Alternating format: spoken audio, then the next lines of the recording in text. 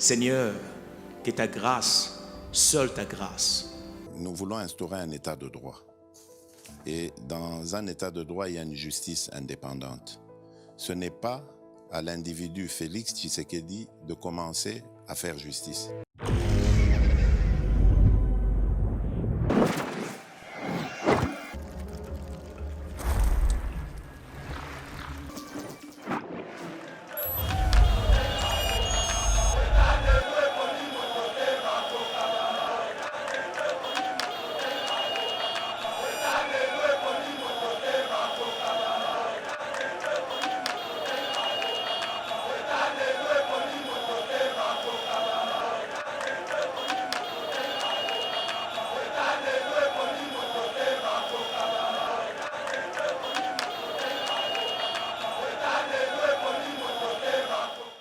Ngasi ko soki na ye pona répondre Kambere boy. Donc c'est pratiquement impossible nan Kabila azonga na pouvoir. Na yebite Kambere azala muta domaine nini asala pe politique oya asala ka izala kanini. Nous avons devant nous la constitution de la République démocratique du Congo qui étale la durée du mandat du président de la République. Et cette constitution, après cette durée-là, de 5 ans renouvelable une seule fois, cette constitution même a perçu quelques prérogatives na mutoyo a ko kende na troisième mandat. Osomona mutu lokola Kabila ndinga sana akokende na troisième mandat. Bango nyonso na maloba na bango bazalaka Joseph Kabila mwana yeti ya Laurent Désiré Kabila, Joseph Kabila mwana Laurent Désiré Kabila batika ba mapase belé tala Zoé Kabila. Na télé centrale officiellement vous êtes hérédité à la famille de Kabila. Albi oui, je suis hérédité à la famille de Kabila depuis 1997. Ça c'est Zoé Kabila. Si osomona makambo bazaria sur Ruberwa, bazo sala c'est politique. Bazana pour ça toujours que président agir plus vite que possible avec Nazaria sur Ruberwa parce que ba conflit moko intercommunautaire Salema. Osomona ndenge kere ça, ba conflit moko intercommunautaire ya banamulenge Salema. Quel est le vrai problème maintenant? Na lingi expliquer peuple congolais. Kanga sentir bazoya leloyo bazoya kuna tika moibi mon frère tika moibi bazoya kuna entreprise na bino kuna biso to yebisi déjà ngai déjà personnellement to yebisi déjà inspecteur général des finances ko yebisi ya MC na Katanga mais c'est on a to bossa na été ozoy bayi Instaurer un état de droit. Et dans un état de droit, il y a une justice indépendante. Ce n'est pas à l'individu Félix Tshisekedi de commencer à faire justice. Bonjour mesdames et messieurs, bienvenue dans notre émission Éveil patriotique, une émission où nous vous donnons l'actualité de notre pays tout en analysant et puis proposer des solutions. Avec Abbé Cholé, nous allons essayer de parler sur la descente d'une forte délégation pour nako kangaba port illégaux boyokana izalaika kosala ndenge ya nkuku. Alors mokonzi mboka a décidé ki ba délégué ba tukuna ba ke ba kanga yango na nko par force pe isalamaki depuis bana lobby et puis toko beta lisolo ya toyoka ki ba cadre ya FCCP précisément ya PPRD au bali ko senga balobi toute la population congolaise Bali Kosenga retour ya Joseph Kabila en 2023 pour président Félix Ali Kokoka Makamute. Tona ki bongo Ferdinand Kambere wali moko ya ba secrétaire permanent national pe ya PPRD. Alors toyoka ki déclaration na ye toko beta pe lisusu lisolo ya sécurité à l'est. Chaque fois que mboka soit l'équipe, il faut une équipe ya FCC et les cas pour effacer ba trace tout mokonzi mboka ali kotika pona ko préparer retour na bango na 2023 na mwana mboka Abbé Cholé o bino moko boyebi les missiles non conventionnels toko beta na ye toko animer na émission pour toko tana mozindo ya ba actualité oyo na otiko tangela bino a mwana mboka Abbé Cholé mbote. Merci beaucoup Trésor Kandolo, mbote na Steve Konde, mbote na bandeko nyonso bazolanda biso vraiment. Moi, 3-4 jours, tout mon anité, on est toujours ensemble pour l'intérêt du pays. Merci beaucoup, Mme Mboka Abbé Cholé, Kaningo Toloba. Merci beaucoup à Steve Konde derrière la caméra. Donc, ceux qui vont vivre Bililo et Ali Ponaye. Merci à Mitterrand Naya qui est en train de nous assister. En tout cas, Mme Mboka Abbé Cholé, Pepe Moko Alina FCC Mikolo, Yotote Kolanda Ferdinand, Kambere Oya Ute Koloba, qui population congolaise Mobima Balina Posa. Joseph Kabila Azonga. Non seulement wana balobi président Félix Ali Okokamakamoute, population comme on déclaré, peut qu'on réclamer. Joseph Kabila à la tête du pays, réaction à yo. En tout cas, mutu nyonso comment na wana nazo adressé na peuple nyonso balanda biso partout dans le monde. Ba obaza na posa éveil patriotique na Yeba TV na 85 000 abonnés nango. Vraiment na koyebisa bato ke wana eza ba propos nanu e engagé nanu ka Ferdinand Kambere. Ozomona ba makambo otango biso to bimisaka. Bato ba yebisi biso ke tala bataille de pes baza makasi na koloba boy. Parce que nous sommes là pour na koloba ka vérité. Nani ayebite que c'est pratiquement impossible Kabila zo na pouvoir. Mais peu mutazo ke ngolobango Ferdinand Kambere o azali secrétaire permanent adjoint à PPRD akelo lobelango na Goma. Tant que le président de la République a déplacé Goma yi. Nde akekuna na pembeni hôtel na bango za pembeni ya soki lac soki nini abandi ko sala ba déclaration na. J'ai suivi la vidéo na zo mona ndenga soloba. Ngasi ko soki na ye pona répondre Kambere boy. Donc c'est pratiquement impossible nan Kabila azonga na pouvoir na yebite Kambere azala muta domaine nini asala pe politique oya asala ka izala nini. Nous avons devant nous la constitution de la République démocratique du Congo qui étale la durée du mandat du président de la République. Et cette constitution, après cette durée-là, de 5 ans renouvelable une seule fois, cette constitution même a perçu quelques prérogatives na Moutoyo à Koyokende na 3e mandat. Osomona, Moutoloko la Kabila Nenga Zana a Kokende na 3e mandat. Preuve à l'appui pour répondre, M. Kambere Ferdinand, pourquoi Kabila Zaki est incapable la candidat à l'élection où tu collègues. Parce qu'il y avait la constitution où il y a empêché qu'il bata FCC que Kabila a la candidate. Ce n'est pas l'IDPS qui avait empêché Kabila. Ce n'est pas non plus le président Félix Tshisekedi. Mais c'est la constitution où il y a qui a manipulé pendant 18 ans pour pouvoir na bango. Ndé empêché que Kabila a le pouvoir. Mais nous comprenons que ngungini ni soit maladie ni Ferdinand Kambere azobela pour qu'il n'obéisse biloko wana. Ferdinand Kambere oublie la constitution.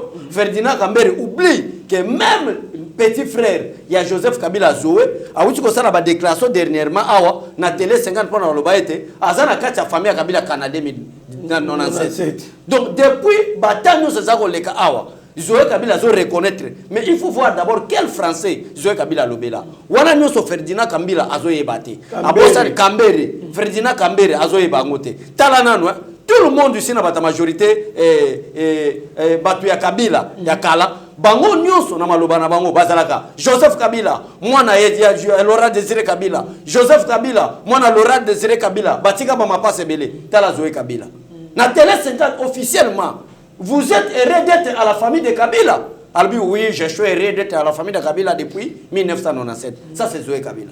C'est regrettable. Ça, Ferdinand Kambere oublie ça. Ferdinand Kambere oublie même la constitution de la République démocratique du Congo. Ferdinand Kambere oublie même que Joseph Kabila, c'est lui le protecteur. Il y a Bosco Tanganda, oh, c'est pays à Kangaï. Mon frère, baguerre nous se servi dans ce pays. Wana pona ko yebisa Ferdinand Kambere. Baguerre nous se servi dans ce pays. Moutazaki financier nango, c'est Joseph Kabila. Preuve à l'appui devant ce pays. Nani Bosco Tanganda Semana Asamela na Kinyarwanda. Obi que notre constitution si ezala balwa na biso. Ba pays nous so ba yebi yango organisme nous so pe ba convention internationale nous so ba yebi yango ko yebete la constitution de la République démocratique du Congo est là tala balwa et régir une nation qu'on appelle la République démocratique du Congo. Mais devant la CPI, Bosco Tangana, oya bomi bande kona biso na STPI. Oya sakani na peuple congolais na STPI. Oya zalaki na protection à Kabila. Bata délégation ya CPI ba kitiawa. Pote ba kanga Bosco Tangana. Ka yo landa déclaration Kabila. Kabila lobi azasa ka fufuto masangote ba ko tombole ba déplacer akende. Mais lelo oyo même muto bomi bande kona biso. Même on a créé insécurité dans ce pays. Les Joseph Kabila, les noms Ferdinand Kambere, ils ont conseillé les Congolais Makambu, que les Congolais Balobi que Kabila sont na pouvoir. Mais tu as consulté les Congolais wapi? Kabila a consulté les Congolais wapi? N'teye Ferdinand Kambere a consulté les Congolais wapi que majorité les Congolais va aussi en retour. Mon cher Kabila Rozonga raté. D'ailleurs, n'a rappelé bango réponse ya prof Mbata yuti osala pona ba déclaration ana. Les professeurs les vrais constitutionnalistes, les professeurs André Bata. Alors oui boy, Kabila pas on a pouvoir s'engager à couper c'est quoi 3 jours comme Jésus-Christ. Et non pas seulement qu'on sait quoi, mais après qu'on sait quoi, il faut changer na combo. Parce que tout le monde qui va se représenter aux élections, na combo ya Joseph Kabila Kabangi, combo na bakondi bangote, ça va empêcher selon la constitution d'être candidat de la République démocratique du Congo. Wana Ferdinand Kambila akobo yango. Donc, ezali tout à fait normal. Mon frère, mais c'est que peuple na biso banada biso na Yeba TV, bako comprendre. Il faut pas comprendre FCC ba comme na souka. Kabila o azako batama na kinga kati awuti ko sala inauguration ya FCC parce que balongola FCC comme plateforme électorale ba comme sango parti politique au mona na kati ya bilo na bango wana batie ba drapeau mais peut-être peuple akobanga tika to informer peuple par rapport même ya Maloba Ferdinand Kambere so moni mutu azaki na zamba Kabila kindaki pona nini po ete kolia na mutu ayebate ndako ne mutu ayebate bisika fanda mutu ayebate mais tango moni mutu azalaki ko banga liwa akiko batama na zamba parce que soit disant parce que Kingakati wana batebele bazako yebangote il y avait des antennes au satellitaire je vous dis la vérité place oyo bato nyonso oyo zo mona oyo baso benga bato FCC ba Janine Mabunda ba Alexis Tambwe Mwamba ba Obemi Naku ba leader nyonso ba Zaria Suruberwa bato nyonso zo mona mon frère tango ba kena Kingakati bazako yebate place ndako Kabila esalaki Kingakati ezo tinda ba bis na bango et kozwa bango nyonso bakangami na milongo ememi bango quelque part ndako Kabila musika na frontière na Bakongo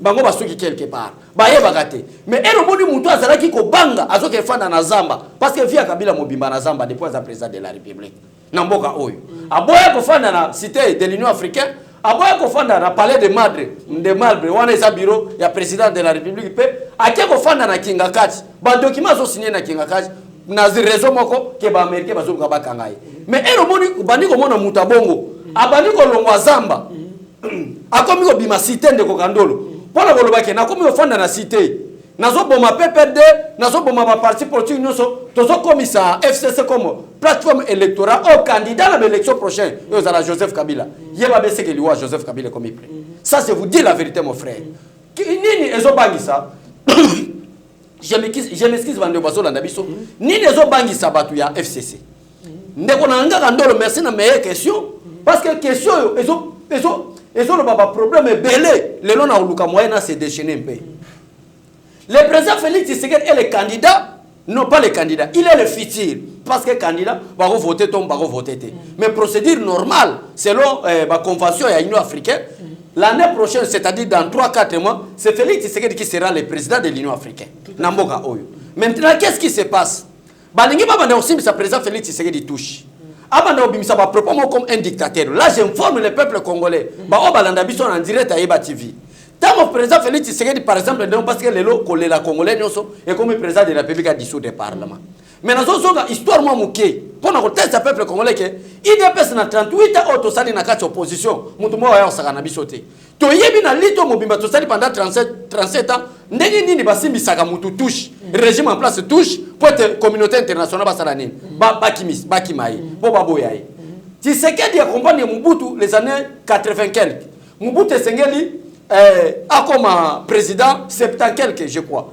Mobutu a comme président de l'Union africaine Tshisekedi abeti turka na résidence ya Mobutu o iza côté ansele Mobutu atindi ba ibu na Mobutu atindi ba DSP na bake kana Tshisekedi et bebi saki électorat ya Mobutu comme candidat na président ya Union africaine maintenant bango pe baningi bazwa politique biso to za osala et année prochaine Félix Tshisekedi sera le président de l'Union africaine si aujourd'hui batulokola ba Paul Kagame batulokola ba Lorenzo batulokola ba Museveni bazu instruction à chef de l'État que nous voulons parler du milieu sommet pour parler du développement et de la sécurisation de l'Afrique centrale, c'était sous l'initiative propre du chef de l'État congolais à la personne de Félix Tshisekedi. Parce qu'il est le vice-président de l'Union africaine. Maintenant, il y a aussi mis sa touche dans la FCC. Maintenant, aussi mis sa président Félix Tshisekedi touche. Parce que la guerre dans la FCC, balongwa na guerre ya koboma Félix Tshisekedi. Balongwa na guerre ya kosala Félix Tshisekedi coup d'état.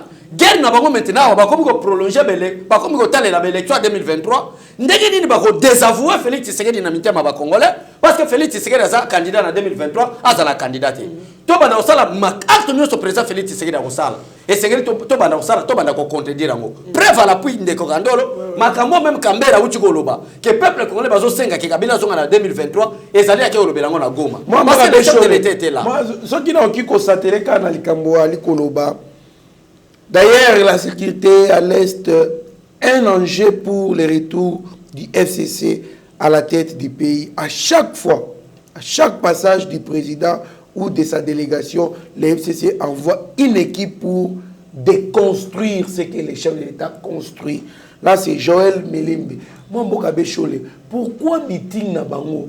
il faut que ça côté président qui peut meeting wana net ya ko déconstruire oyo moko a construire mais en même temps bozali na bango na coalition pe boali ko benga bango ba partenaire pour ni ntebo kata kaka coalition ngote mon frère Kandolo coalition entre FCC cache katani déjà et so tika la kaka ordonnance chef de l'état d'abord nous devons mon frère toi tika ki dialogiste hein to yena biso na plateau éveil patriotique tozo lo bakala lokwa to ko yemba to tel ça va tout vrai débat et le vrai problème de la République démocratique du Congo tout à fait so ki le lobi so nyoto komi ba dialelo ndenge bato baza ko sala ba koloko tambola ba papi tamba ba te belé même n'époque Mobutu bato baza ko yembela Mobutu c'est ce que qu'est-ce que les peuples congolais aujourd'hui ont bénéficié n'y a rien 18 ans Kabila leki na retard oyebi ke Angola la République angolaise o ezaka voisin na biso awa bazui envoie ko bonga moi muke c'est depuis 2000 ans je vous dis la vérité Bazaka on a 18 ans o Kabila a eu pouvoir nde Angola pe moi développement bandiko ya mais biso tala mboka uti na guerre mais tala Angola ndike kenda biso tozonga sima pourquoi parce qu'il y a plusieurs personnes qui sont derrière le président l'ancien président de la République oza batmo ba dialelo balingi ba expliquer nanu peuple congolais les vrais problèmes. Le vrai problème maintenant, il y a un grand conflit entre le Rwanda et la République démocratique du Congo. Ça, c'est le problème congolais. Le Rwanda, à travers Paul Kagame, a posé une partie à Mabélé à Congo. Oyo basina bakor na banga lemera na Laurent Désiré Kabila kende kuna. Et le Congo aussi, à travers le président Félix Tshisekedi, a décidé à lui que s'il s'agit de sacrifier ma vie, je ne peux pas kotika même 1 centimètre à Mboka nange kende na Rwanda. Guerre bandi wana. En attendant, la carte de la République démocratique du Congo, ça c'est le vrai problème congolais. La carte de la République démocratique du Congo, nous avons les Banyamulenge, nous avons des Rwandais, nous avons des Rwandais, des étrangers ici. Oh, bah, quand tu as depuis le régime. Banyamulenge, Rwandais. Je vais commencer maintenant. Oui, je vais citer même les noms. Les Banyamulenge là, ce sont des Azarias sur Roberwa, des Nyamugabo, aux Hollandais, des Rwandais. Oh, bah, quand ça fait un bout de temps, la carte de la République démocratique du Congo, avec un seul objectif, comment est-ce que ma belle appartient à ce pays, tu as côté Congo. Aux Hollandais, de Korandolo. Maintenant, avènement le chef de l'État congolais Félix Tshisekedi ndarbi na koteka mabelete guerre no se komi wana si ozomona makambo bazaria sur Roberwa bazo sala c'est politique bazana pour ça toujours que président agir plus vite que possible quand Nazaria sur Roberwa parce que ba conflit moko intercommunautaire salema ozomona ndenge guerre ça ba conflit moko intercommunautaire ya Banyamulenge salema quel est le vrai problème maintenant na ligne expliquer peuple congolais jusqu'à présent par rapport à la question de la coalition lobby mon frère coalition est sauté. Nous avons besoin de vraies preuves en tant que vrai combattant de l'IDPS de la RI. Nous avons solo na bangote. Na ndenge to la bangote. Nous avons episa makamba solo. To solo asu na bangote. Président a changé équipe Moussou c'est Sika. Président a changé équipe Moussou Sika au ba kate Jamar Kaboun. Parce que bango bazako mona ke bête noire na bango, c'était Jamar Kaboun. Kabila a dépensé mbongo pour na diviser IDPS. Mikolo so bosali kebate, bon mona bruit moko bima na IDPS ya ko sakanate. Ba ko utiliser ka bana ya ndako. Bamusu bakozala ba ministre, bamusu bakozala ba député, bamusu bakozala kaka bana ndako. Oh mbongo des millions et des millions de dollars. Ouais bimi comment est-ce que ba pelisa moto. Mbongo ole ya à travers Jamar Kaboun a utilisé moté. Aboyi. Nde yango ezomona créer qui cause ya attaque à liboso ya ko destituer Jamar Kaboun. Na premier vice-président de l'Assemblée nationale. Ba destituer. Ba ye bazomona que Jamar Kaboun ça toujours bête noire. Baye ba keko mona président de la République. Loko la présidence a la bonne volonté. Ya ko sakisa ba congolais nyos. Ba le président de la République bato bazotia ba négociation ça de mamala moté. C'est toujours ba kabundo na ba kabuya. Le président Félix Tshisekedi a lui bon to changer d'équipe. To changer d'équipe. Mais jusqu'à présent ba négociation ça de maté. Je vous dis la vérité. Dans quelques jours, le président Félix Tshisekedi va nommer un informateur. Il n'y a plus la majorité parlementaire. Je parle aux vrais analystes politiques. Bato basana ba vraie analyse. Jamar Kaboun actuellement est le président de l'IDPS. Avant que le président de la République qui Goma, Jamar Kaboun a yambaka Lunda Bululu. Jamar Kaboun a yambaka Bachulukwabu. Jamar Kaboun a yambi les différents yaba partis politiques. Naba membre FCC. Ba o bazo former FCC. Bakuta na Jamar Kaboun.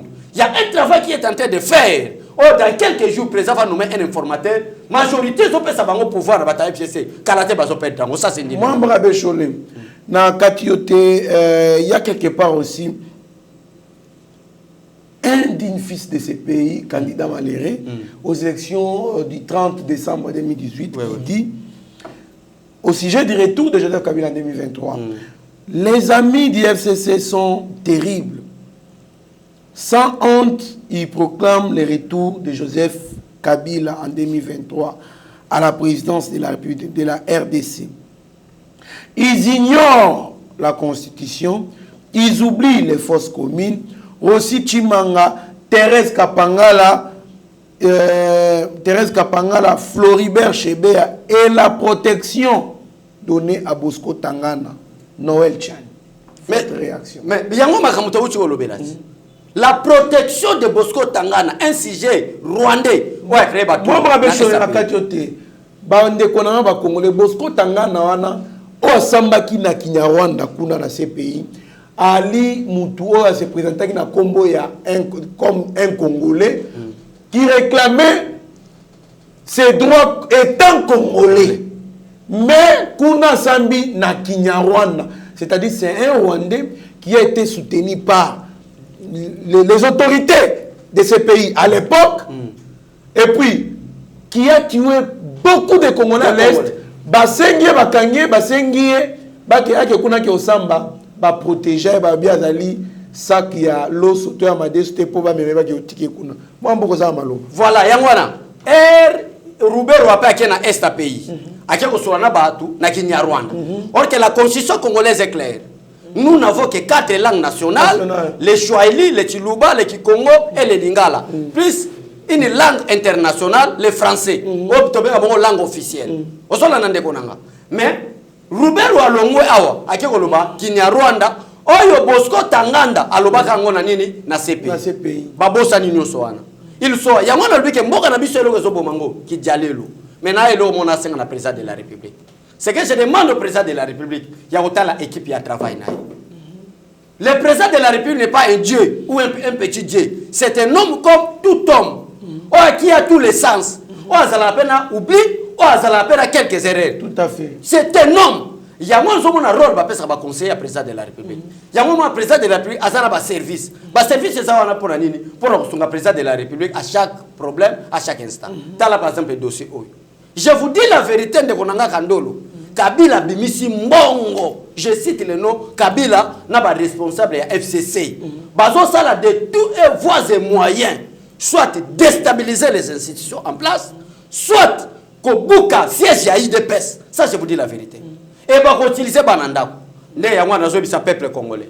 Bandeko no so balanda biso. Surtout bato bazana la présidence. On doit aider le président de la République. Pourquoi pas? Pourquoi pas? Pourquoi pas? Pourquoi pas? Donc, qu'on soit même ancien dignitaire au travail à Mobutu. Bah, on va comprendre que bah ça la mabé. Même Mwanda ko yabo ya sengi pe bolimbisi. Malgré problème zo pour mabato ba congolais belé, c'est la haine. Tala haine Mwanda zanango. Tala haine Mwanda zanango.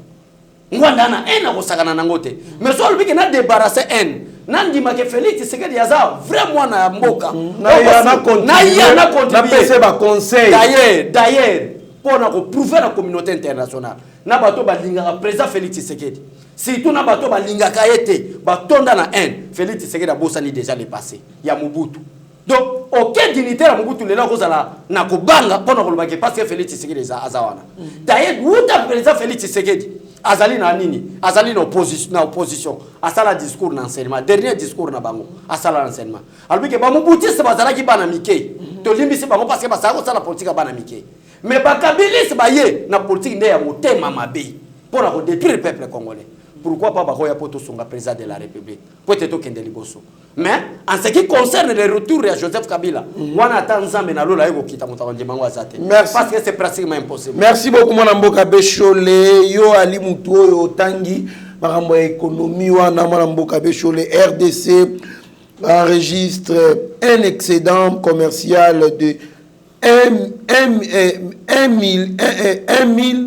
991 milliards de dollars en fin septembre 2020. La balance commerciale de la République démocratique du Congo à la fin du 3e trimestre 2020, soit fin septembre, affiche un solde positif de 1 milliard 991 025 millions de dollars. Résultat des exportations évalué à 8 milliards 341 016 millions de dollars et les importations de 6 milliards 349 091 millions de dollars. Selon les données de la Banque centrale du Congo, BCC. Moi, je suis avant d'abord la balance commerciale et à l'ibongo tableau comparatif. bandeko bali kolanda biso oyo elakisaka si un État en échangeant avec ses partenaires Libanda d'autres États a gagné ou a perdu.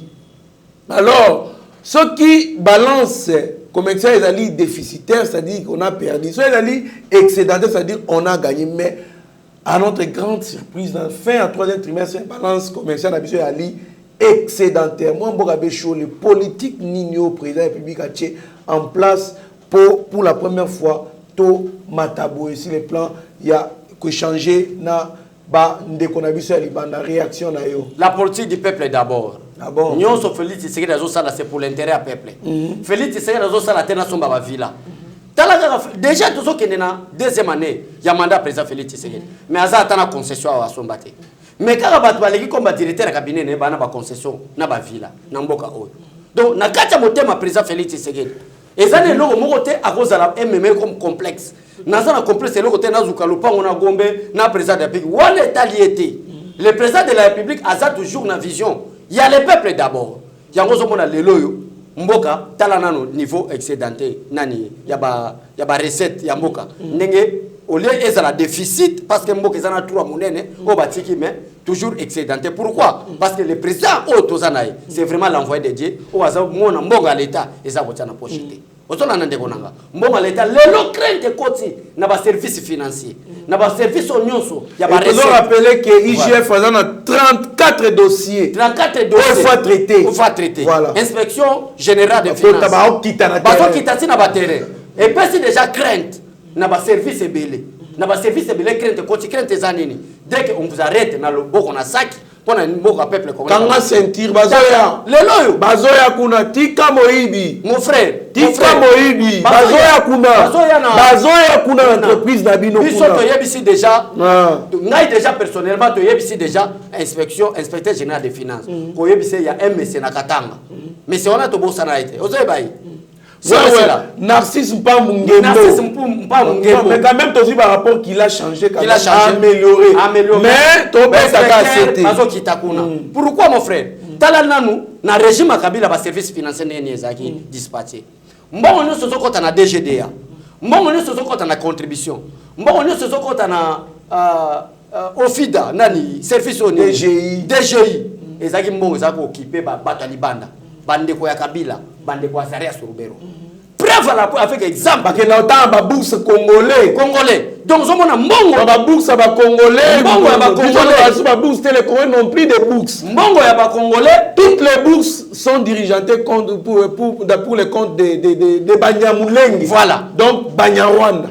Mbongo ya ba congolais, les autres qui ont tengi ça ba rwandais et étude ba rwandais ba ke sala libanda mboka. Comment diviser ba congolais? Comment côté Kalibanda mboka mais Félix Tshisekedi albino ezambonga bana mboka oya koyiba bakangaye mbongo il faut excéder toujours les salements parce que mbongo nyonso parce que mbongo ezaki divisé. Est-ce que le peuple congolais a dit que le directeur général DGDA moko aba grand service e confirme sabidi mboka na komba Deo Rwigwiza aza rwandais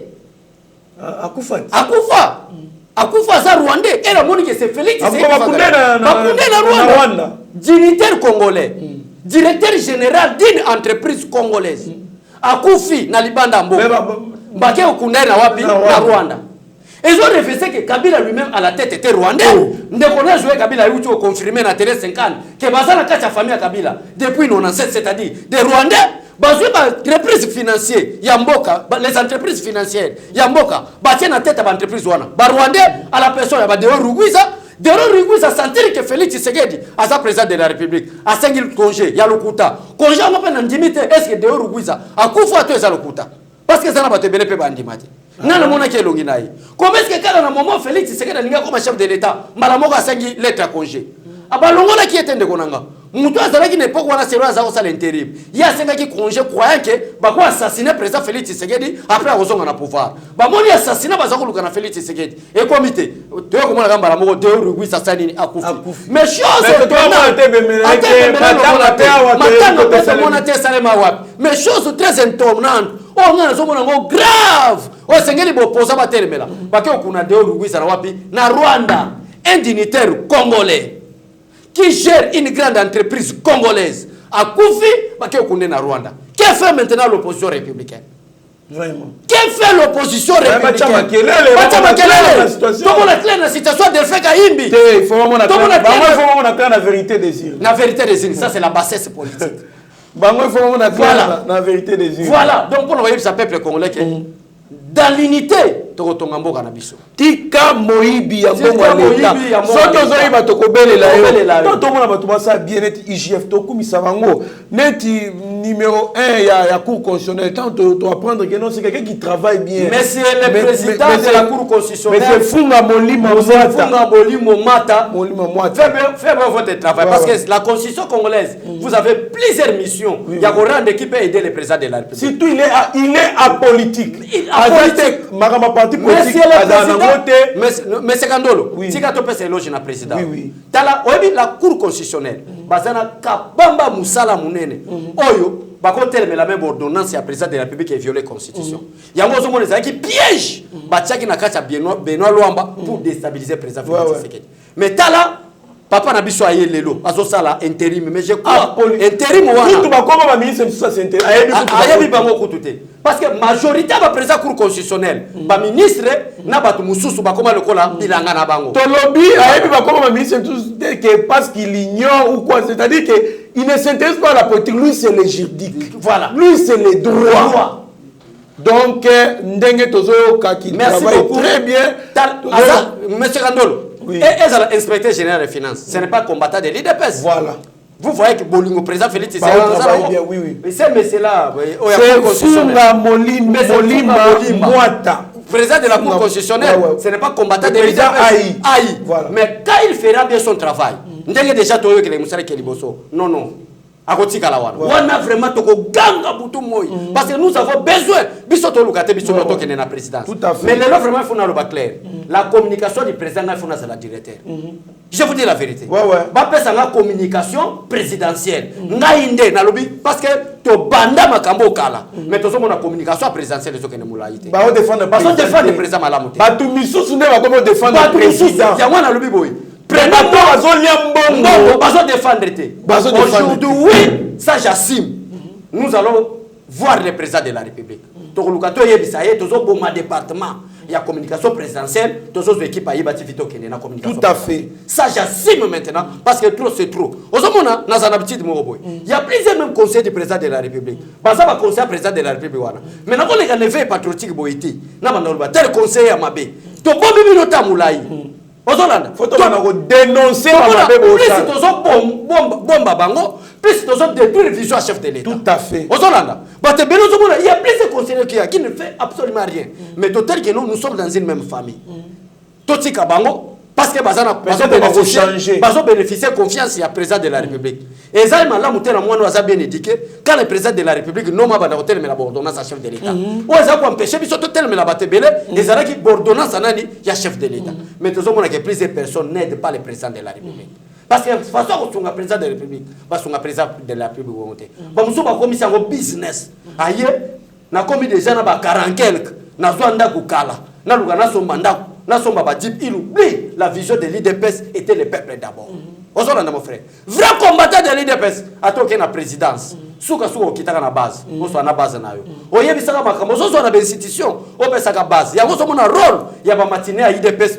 À l'époque, le secrétaire général Bruno Mavungu, chaque jeudi. On va comment on Mavungu saint, malgré qu'il y a un Kabila. Et ça y est pour la reçoit. Politique ou est-ce Salema. N'a l'icolo qu'on peut s'en à base. Pour nous, ça va base. Pour la base à l'ocourant. Mais on s'en va les canamboka mikolo. Mutu depuis à Kenda. Base va mon agété. Éveil patriotique. Ezanabino. Mon frère, prenez l'exemple. Dévoiler toutes les antivaleurs autres. Mon frère Kandolo, prenez l'exemple d'un étranger qui était l'ancien chef de l'État, Joseph Kabila. Là, vous assumez. Oui, j'assume parce que c'est son frère, Joseph Kabila, qui a déclaré que Bazana a sa famille à Kabila depuis 97. Or que Kabila a botamana 97. Mais Bango de Baye na famille à Kabila depuis 97. Donc Kabila a fait sa famille depuis longtemps. Depuis longtemps. Mais Bango, c'est selon Zoé Kabila, ils ont intégré la famille de Kabila en 1997. C'est la raison pour laquelle nous avons un étranger ou a dirigé Mboka pendant 18 ans. Il paraît qu'il a dit ça. Oui, alors bien, on a télé 50 journalistes à Zaki, on a chez Marika San. Joseph Kabila a dirigé en tant qu'un étranger, il a dirigé ce pays pendant 18 ans. Il a dirigé telle stratégie à Zakosan. Alors, yo, non, les gens ont yo, baby, kende yebisa batabo nuna pe sombo na ngango yo yebisa batabo nunyo so ba voter ka ngaso ite na sala bango lokote wala za politique Kabila malgré un étage mais tala le lobate bele Félix Tshisekedi a nommé baza ko sala nini na ba base ils oublient qu'en 2023 il y aura des élections. Voilà. N'attendez pas que IDP Sabengo Kekende, vous êtes déjà ministre. Vous êtes déjà conseiller du président de la République. Vous êtes déjà cadre nommé par l'ordonnance du président de la République. À cause de ma responsabilité aux Anango, au qui est à la base. Surtout, il y a deux provinces. Oh, il faut que Bundango avec énergie. C'est le Bandundu et l'Équateur. Aux Anango, mon frère. Bandundu et l'Équateur. Deux provinces sont à l'heure actuelle. Vous avez un ministre, un directeur à cabinet, il y a Bandundu. C'est Eberande. Mais je ne sais pas. Vous avez changé l'économie. Vous avez changé comptable, la présidence. Moutabandou, on ne fait rien. Aux Hollanda. Donc, tous les directeurs et cabinet adjoint, batu Équateur, on ne fait rien. Aux Hollanda. Donc, tout le monde qui est non, peut-être tout le monde a mais plus de autres qui attendent, plus de monde qui a besoin de président de la République. Imaginez-vous, est-ce que batu le corps a pasteur qui batu le corps a yokaso. Batu le corps bon, on a zomi tanga te ponga mona na plateau. Un homme bien éduqué à côté comme on est na plateau. Parce que ngaso qui même yokaso batongolé, c'est une bonne chose pour moi. Dernièrement, il y a un tour Europe mobimba. Mais pourquoi pas choler? Ngana les kaga na yeba tivita la image. Nabi a chacun son tour. C'est clair. Mais le vrai problème est toujours là. Quel est le vrai problème? Le vrai problème est que nous devons aider le président Félix Tshisekedi. Association ya Lamuka, association ya FCC. Mon frère en 2023 va un candidat moko. Lamuka va un candidat. Matin Fonso va un candidat à l'élection où tu veux les casser, pas pour gagner les élections, mais pour empêcher les élections de 2018. Ce n'était pas pour être candidat aux élections, mais pour empêcher les élections. Mais dans les élections, déjà FCC a Kabila Sombi, a commis son parti politique, a salé le siège national, siège social. Et ce qui a fait un bateau, nana koka qui kondima. Yo ibaki rôle nini. José Makila qui a un accord ya Kanchat. Auto zabenga accord à Kanchat avant accord à Senko. A Kende qui en tant qu'un opposant. Mais le nom José Makila a un FCC. Par quel miracle? Parce que le dialogue va être la kuna. Et ça qui y a qui représenter opposition. Parce qu'il y a des personnes. Mais le nom comme il a un parti politique au FCC. D'accord à cité de Loya. D'accord à cité de Loya. Il était représenté comme Edem Kodio. Azal le la moto opposition. L'opposition ce n'est pas l'IDPS seulement.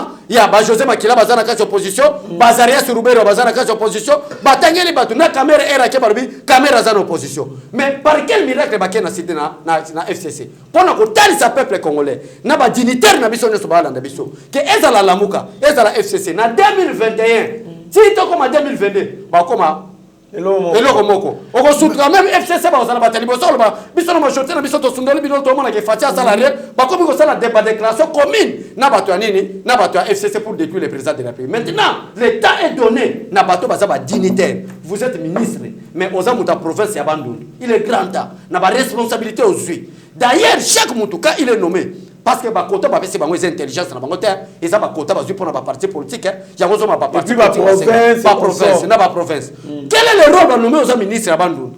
Mais de l'IDPS. Aux alliés directeur de cabinet, il y a président de la République, mais Bandundu. Mais quel est votre rôle maintenant pour accompagner ton conseiller, ton ministre? Et ça qui est à la base de la province. La vision du chef de l'État, c'est d'aider le peuple congolais. Vous devez le faire. Bazo salate. Bazana ba bureau, au moins ba tenti na bango nyose comme choko frappa, ba climatiser zolia bango, bazana ba jipa minene, na ba barba ko lia ba ntaba na ba soso, pilipili le. Na ba plaque à père. Na ba plaque ya père na banganda. Na banganda. Donc faites attention, ba faut ba conseiller. Donc awa siko to charge wana maboko et j'assume que nazana makoki ya kozala directeur ya communication présidentielle. Merci beaucoup Mboka Betchole Tokomi. Presque na suka émission biso mais il faut to le bila likambo pour to annoncer ki yango bongo na début émission biso fermeture obligatoire des ports illégaux. Merci. Bien que ba ko isaki mubeko wana mais il m'a quitté bazaki ko sa ngona ya kubatama mais il y avait une délégation forte qui est descendue na Congo central pour na kokanga yango na ndenge yango réaction na yo. Voilà, mais président Mouto Asali Makambouana, Bapor Wana nous c'est un Bapor à Kabila, na Janet na Bazoé. Bakongo ba poro no sozo mona Bakongo wana. Eza ba poro Joseph Kabila. Parce Kabila za ko intimider na moi sino Olive Lembe ko yebisa ba libanais ko lo ba biloko ko kote ko bimanais bolingi. Dernièrement ba uti okanga ba biloko ya ba libanais o eza ko ya na canal Joseph Kabila na ya Olive Lembe Kabila na canal ya égal qui est son entreprise. Bozona nande konanga. Pona ko lo ba ni Fati est en train de travailler pour l'intérêt du peuple congolais. Yango zo mona ba recette zo matati. Kandolo tozawa tango tozui pouvoir les 24 janvier 2019, la passation pacifique du pouvoir entre un dictateur et un démocrate, tu as dit que Bidia Moka est 100 milliards. Mais tant que tu as dit que tu as dit que tu as dit que tu as dit Kota Manana, Joseph Banana, Kota Banana na Bakongo, Joseph Kabila créé un port, na Batunaï, na Baledia. Biloko Léa, DGDA, Asa la contrôle, Mbongo Kota pour Bakongole Bazamisala, allez, Mbongo Kota na Kabila. Yago somona ba chien muso ba benga un clandestin, un réfugié devenu président de la République. Tout na bato ba sala comptabilité na ba IEC, ba so landa biso. Un individu, une entreprise et ko le pays na mbongo te. Yago somona ba sala ba sécurité. Ba moni ke budget entreprise oyo et comme ko koma peut-être na 50 milliards, mais budget mboka ezali na 40 milliards. Ba sali sécurité ya entreprise muso po ba zo ba ja muso. Parce que ceux qui t'a côté là, ba dispatcher budget. Pour ba dispatcher budget. Pour la nini pour la entreprise a une position à l'État congolais. Maintenant, les individus Kabila. Plus de 500 milliards, un individu.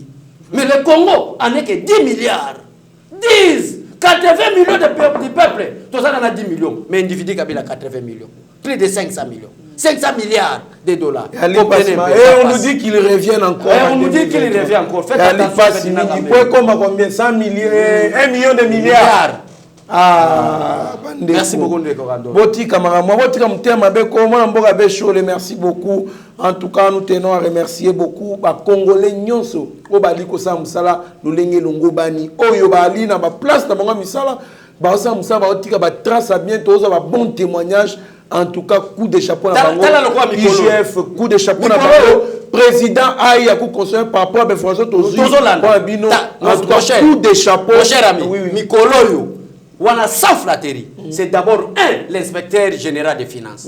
Na yebiete, na kutana na yete, na solola na yete, na zana numéro. Mais lorsque budget mboka, même entreprise financière, mboko zo mata. Pour bazo banga inspecteur. Voir même balance commerciale na biso. C'est parce que yé nim tazo influencer bablo kwa. Deuxième personne, c'est le président de la Cour constitutionnelle. Président Aïe. Président Aïe à Cour constitutionnelle. Tous les présidents oyo baleka. Bah, comme ça qui va membre du gouvernement, comme Bilanga na bango.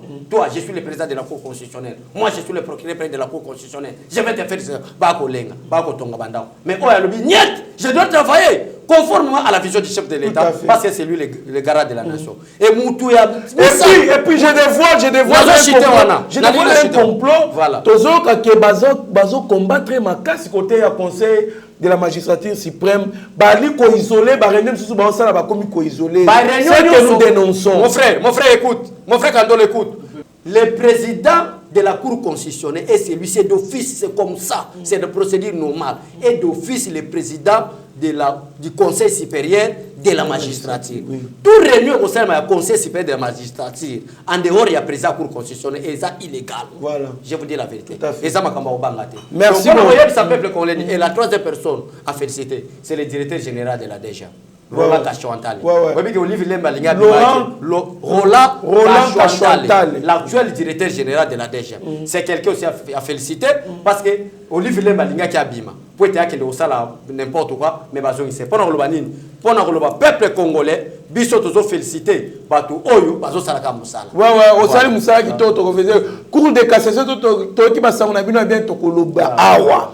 Oh ministère tel toki message à bien tokoloba awa to féliciter bino awa oh Willy Bakonga awa sa musala ki to connaître net moni quand même rentrée scolaire oui coup de chapeau to moni pe à contredire nani cardinal Mosengo abinono et cardinal Ambongo abinono discrimination na makambo ya kotang c'est bien té donc nous encourageons cela tozana posa ba yeba ali ko sa musala ki to kumisa bino awa mokozamboka landaka be mission awa ne place ba bana ko télé bino donc ezali moi mboka be chole tala caméra ya Steve Kondepe PC Malobano Yasuka. Merci na yo nanu Trésor Kandolo. Merci na ingénieur et réalisateur Steve Konde, pourquoi pas Madame Abigail Kilungu, na mon frère Eric, au bazana sima caméra, bazo préparer pour émission. Merci na staff technique. On n'a pas de problème avec un individu. Nous, c'est le Congo. Le Congo n'appartient pas à un individu, mais le Congo appartient à plus de 80 millions de la population. Nous, ça a le droit à revoir à l'issue. Qui fait quoi? Qui est qui? Toyebi, nationalité na yo. Toyebi Moussa Lozo Sal. Ezama Beto Gangi. Parce que le quoi Mikolo, on a un service, il y a présidence de la République, il y a des chefs de l'État.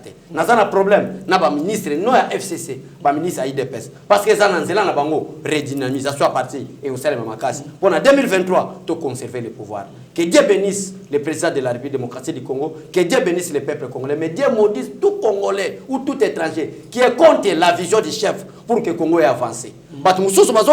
Félix Tshisekedi, c'est comme un Jésus. Il est venu, c'est les siens, c'est Jésus. Les siens ne l'ont pas réussi. Mais également avec Félix Tshisekedi. Il est venu chez les Congolais, mais les Camerounais, ça la marche. Que bien Kende na Congo, Félix Ayane na Cameroun. Que Dieu vous bénisse. Merci beaucoup, Mwanamboka, Bechole, que Dieu vous bénisse aussi. Et à la qui est Sengomingi qui partagé na yo plateau ya Yeba TV. En tout cas, merci na baenyo surtout oyo bali ko soutenir vision ya Mokonzi Mboka et Ali et Sengomakasi puisque il est lui-même contre beaucoup de gens qui sont contre lui. Oyo bali bongo tobenga ka banguna ya République démocratique du Congo, mais tellement bisope wa Congolais. Je pense que Ekosimbate Bissonde Tokolonga parce que Bissonde Tozana a raison.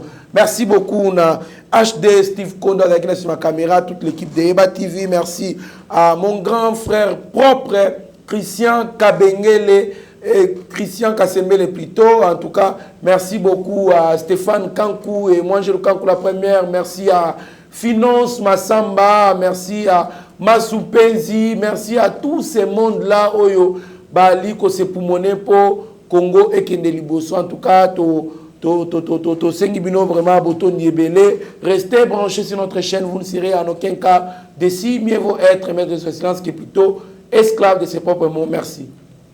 Seigneur, que ta grâce, seule ta grâce. Nous voulons instaurer un état de droit. Et dans un état de droit, il y a une justice indépendante. Ce n'est pas à l'individu Félix Tshisekedi de commencer à faire justice.